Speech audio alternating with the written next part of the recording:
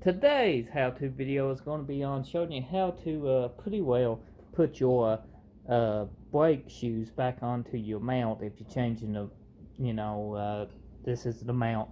If you're changing your brake pads on the ZF park brake, which we building a whole unit. Does videos on my channel on this whole setup. You can check them out. I actually doing it in steps. Once I get it all done, I'll probably make a full video of everything put together. But for now, if this is just what you need to know, that's what this video is for.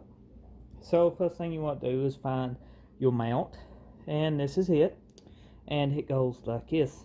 This is the back side, this is the front. So you want to turn it around just like so on the back side. I call it the back side because that's where all your hardware is going to be. And then you get your brake pads. This is the brake pads. We ordered all this from Allstate Gear. I'm pretty sure that's what the company is called. I got unboxing videos of everything, but the brake pads look to be great quality. And you need to make sure which way they go. This is the top portion, and that top portion goes just like so. Now you want to make sure the pad sets underneath this. Remember, this big half moon needs to go down here. This is the part your fork actually works. So as I said, make sure it goes under here just like so.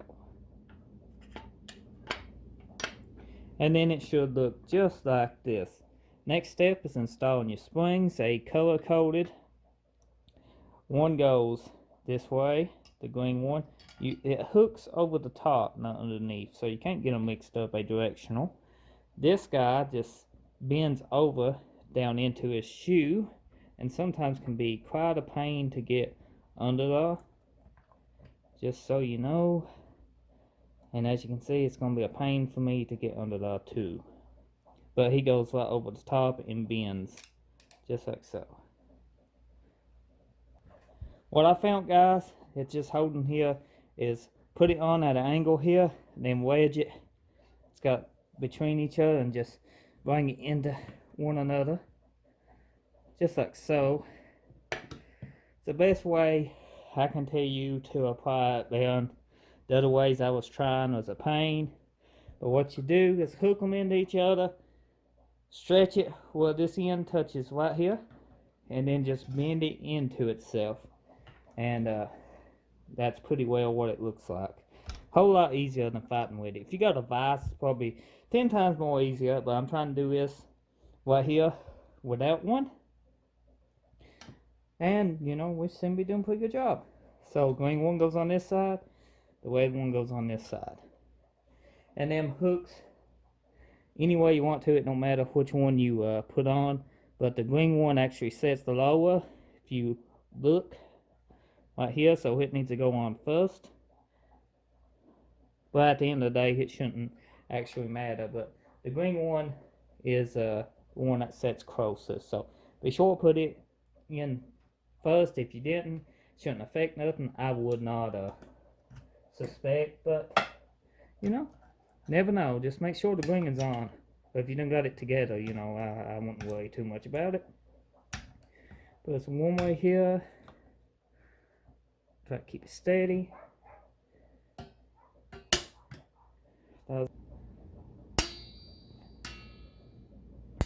It went. Now that's what it looks like fully loaded. Both springs is in, both sides.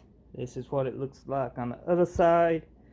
And once you get this, you can see both springs is hooked very nice in both spots. And it don't matter which way your brake pads go on, they ain't specific for either side, but it does matter which way up and down they go. But I mean, it don't matter. They the same width on both sides, so it don't matter there. Just matters here and here gotta be the same. And where the holes are, you really can't get them mixed up. It's getting dark on us, but we went ahead and put grease in a little shaft. and went ahead and put grease in this little hole. Now this shaft does got a spring that goes on it. This little piece goes right here after you get it greased, sets right on that tab right there. This goes down on top of it, just like so. It's getting dark on us. I try to get this, then you bring this around. Another. You can actually wait to attach this. You can just keep it loose and then spin it around. But that shows you how it goes. Take your plate. That's this guy. Goes on one way. You can't mess it up because the fork's got to go like that. And tap this down. Just like so. And as you can see, a brake thing runs through here and it pulls this tight. Now, the next step is take your fully loaded brake assembly here. And personally, it goes one way. This sits on this fork here. Just like so. And then it taps down. Then you got 4 screws. And they torque down to 90 foot-pounds, but double check that. I personally ain't going to use a torque spec on them. I'm going to use some medium grade Loctite and an air gun, because they came off with an air gun. They should do just fine going back on with an air gun. And this Loctite right here is some pretty good shit, so that's what we use. If you want to, you can torque them down. Because you can strip threads, especially in these aluminum housings. I ain't too worried about that, because I'm using this Camel impact. Now if I had my Ingersoll, I might be a little worried on my Mac. Get all the bolts started. Make sure you're going to start good, because you don't want no cross threads, all that good stuff. That one seems a little tight. Okay. Make sure you got untightened. We do. We're going to run them down crisscross.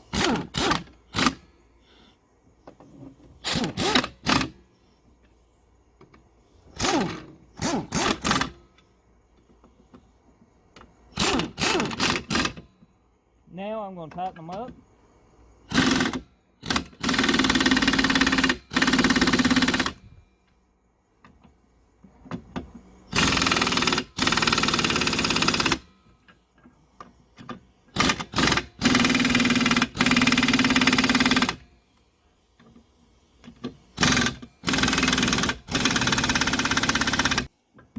Guys, this is a 15mm.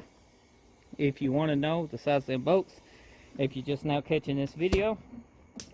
Once I get this fully built, I will upload a full combination video. But right now I'm building it in sections, so I can, because I ain't got every day to work on this, and you know, so I can get the content out there to you guys, and maybe you can figure it out till I get the rest of the video up. Now it's time to attach this. It's just springs under here, just like so. Latches on, and that works your brake pads. You want to see how it works? Just take them and just like so. Whew.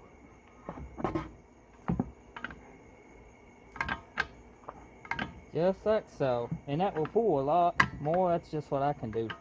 But as you twist it, it throws both sides out.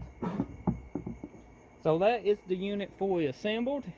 If you enjoyed this video, let me know in the comment section. You know, if you found it helpful, let me know. That's the reason I try to make videos be as helpful as I can. Check my channel out for more content, because I upload videos every single day.